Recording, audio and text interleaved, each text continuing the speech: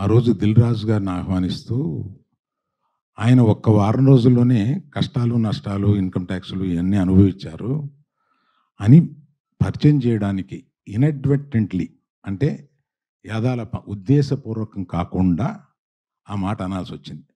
దానికి మెగా అభిమానులు చాలా ఫీల్ అయ్యి దాన్ని నన్ను ట్రోల్ చేసి చేశారు. ఫీల్ అయిన అభిమానులకి నేను చెప్తున్నాను, ఉద్దేశపూర్వకంగా చేసింది కాదు. నేను చరణ్ నా కొడుకు లాంటోడు. అంటే నాకున్న ఏకైక మేనల్లుడు, అతనికున్న ఏకైక మేనమామని. అందుకని ఎమోషనల్‌గా చెప్తున్నాను. Please leave us behind.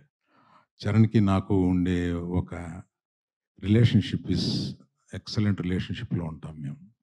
అందుకని please let us leave it alone. అది కేవలం పొరపాటున నేను దిల్ రాజు లైఫ్ చెప్పడానికి అది వాడి ఉండకూడదని అనిపించిన తర్వాత నాకు.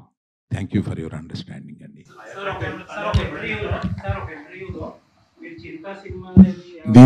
దీంతో ఆపేద్దాం సార్. దీన్ని ఎక్స్టెండ్ చేస్తే నేను ఒక్క నిమిషం సార్, ఒక్క నిమిషం. నేను ఎమోషనల్ ఇష్యూ అని చెప్పాను. నేను చెప్పిన దానికి విలువ లేకుండా పోద్ది. దీన్ని ఫర్దర్గా తీసుకెళ్తే అందులో కొంచెం ఇంకో హెడ్డింగ్ వస్తుంది. ప్లీజ్.